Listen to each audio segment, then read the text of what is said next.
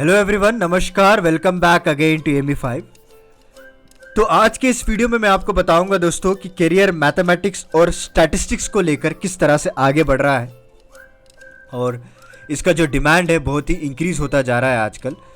तो उसके बारे में आज मैं डिस्कस करने वाला हूं कि अगर आप डेटा साइंटिस्ट या फिर रिसर्च एनालिसिस्ट बनना चाहते हैं या फिर कोई स्टैटिस्टिशियन बनना चाहते हैं तो किस तरह से आपको अप्रोच करना चाहिए, क्या क्या इसमें एडमिशन है और क्या क्या कोर्सेज करने पड़ेंगे आपको, फ्यूचर स्कोप के बारे में सारा कुछ मैं आपको इसमें डिटेल बताऊंगा दोस्तों। ओके, बेसिकली हमारा जो लेक्चर है वो घूमेगा आसपास मैथमेटिक्स और स्टैटिस्टिक्स के बीच में। ठीक है, तो चलिए एज यूजुअल मैं आपको जैसा बेसिक डेफिनेशन के साथ बताता हूँ तो उसी पैटर्न को कंटिन्यू करते हुए आज का लेक्चर मैं शुरू करना चाहता हूँ दोस्तों।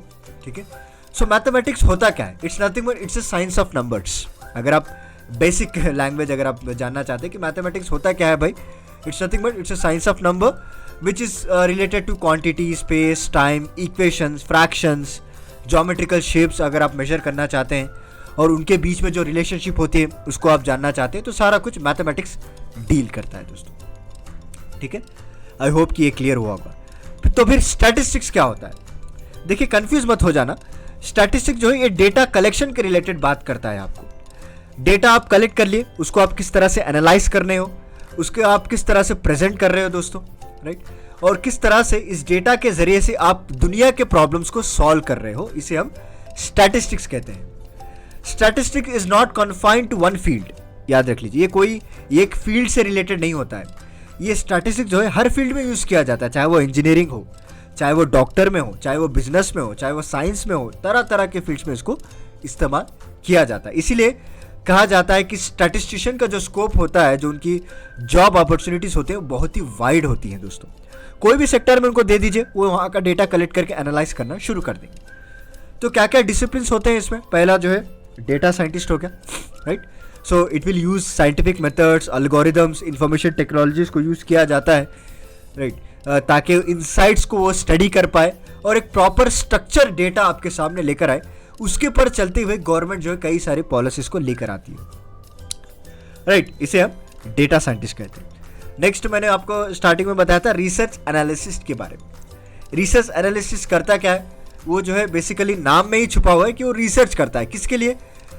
जो डेटा होता है ना, which is related to market हो गया, फाइनेंस हो गया, अकाउंटिंग हो गया, इकोनॉमिक्स हो गया, स्टॉक मार्केट हो गया, तो जितने भी डेटा होता है उसके रिलेटेड वो रिसर्च करते हैं और उसको प्रेडिक्ट किया जाता है कि आने वाले कुछ सालों में पर्टिकुलर कंपनी किस तरह से ग्रो होने वाली है, किस तरह से गिरने वाली है, या फिर किसी कंपनी के अकाउंट्स को लेकर स्टडी की जाती है, क्या क्या स्टेप लेने पड़ेंगे ताकि इसको इम्प्रूव कर पाए। इसकी सारा काम रिसर्च एनालिसिस करता है, राइट। नेक्स्ट हो गया हमारा स्टैटिस्टिशियन। स्टैटिस्टिशियन क्या करते हैं? ये बेसिकली थियोरेटिकल कर काम पे अप्लाई किया जाता है दोस्तों, राइट। बिजनेस, इंजीनियरिंग पे, साइंस पे, अदर फील्ड्स पे इसको अप्लाई किया जाता है। और फाइनल जो है क्वांटिटेटिव एनालिसिस भी आपने सुना होगा बहुत बार। क्वांटिटेटिव एनालिसिस का भी ये बोथ मैथमेटिकल और स्टैटिस्टिकल, बोथ हाइब्रिड मॉडल इसमें जो है बनाया जाता है। हाइब्रिड मॉडल होता है, मैथमेटिक्स और स्टैटिस्टिक्स को यूज़ किए जाते हैं दोस्तों। ये ज़्यादातर आपको बैंक्स में, जो इंश्योरेंस कंपनी होती है ना, जो लाइफ इंश्योरेंस सेटलमेंट करवाने में, उनकी एन्युटी दिलवाने में ये क्वांटिटेटिव एनालिसिस का इस्तेमाल किया जाता है। तो उम्मीद है कि आपको एक ब्रीफ आइडिया हो गया होगा कि मैथ्स और स्टैटिस्टिक्स में किस तरह से आपको करियर होता है। तो इसका एंट्रेंस एग्जाम क्या है for maths and statistics? Basically different universities जो है अपने अपने एंट्रेंस एग्जाम करवाते हैं, ओके। और जो CMI कॉमन एंट्रेंस एग्जाम होता है दोस्तों, एंड ISI एडमिशन टेस्ट होता है, और AMU एंट्रेंस होता है, अलीगढ़ मुस्लिम यूनिवर्सिटी वाले, और डिफरेंट बोल रहा हूँ ना, अपने खुद के एंट्रेंस एग्जाम होता है। ऐसा कोई नेशनल लेवल नहीं होता है, राइट। एंड 10+2 तो बेसिकली आपको लेना ही है विथ फिजिक्स, केमिस्ट्री, मैथमेटिक्स और इंग्लिश के साथ 10+2 तो आप पास करना ही विथ मिनिमम 60% मार्क्स इन्होंने रखा है।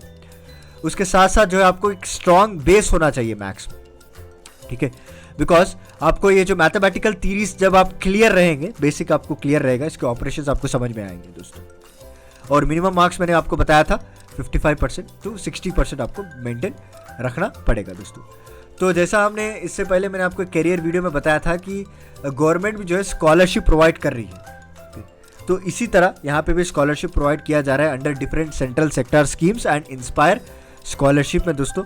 और कई सारे स्टेट गवर्नमेंट भी अपने पोस्ट मैट्रिक स्कॉलरशिप स्कीम निकाले हैं, जहाँ पे जो है बच्चों को 2 लाख रुपए दिया जाता है दोस्तों एनुअली, ताकि वो प्रॉपरली इसको परस्यू कर पाए।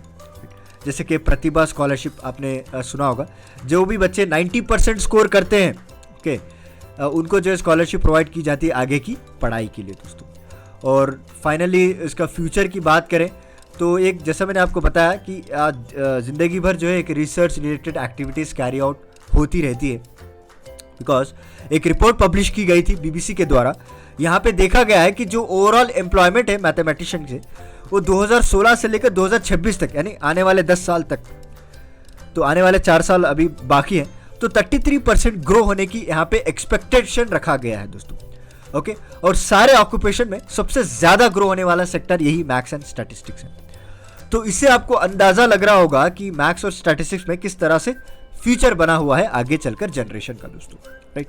यहाँ पे आपको इज्जत भी मिलेगी और अच्छी रेन्यूमरेशन भी रहेगा, सैलरी पैकेजेस भी आपको रहेगी, and you can also enter in government services. जैसे कि अगर आपने डॉक्टरेट कर लिया यहाँ पे, तो आपको कई तरह के ऐसे फील्ड्स हैं जहाँ पे आप एंटर हो सकते हैं, in fact in civil services, PSC exams में भी, राइट। और इकोनॉमिक्स की तरह भी आप फॉलो कर सकते हैं, और फाइनेंस एंड बैंकिंग में ज़्यादातर इसका रोल दिया जाता है। इवन आपको आरबीआई में भी इसमें करियर परस्यू करने की अपॉर्चुनिटीज़ मिलती है दोस्तों। So this is about maths and statistics. उम्मीद है आपको एक ब्रीफ आइडिया मिल गया होगा। तो चलिए, मिलता हूँ मैं आपको अगले लेक्चर के साथ कुछ इंटरेस्टिंग टॉपिक के साथ। तब तक के लिए धन्यवाद दोस्तों। Take care, stay safe and stay healthy.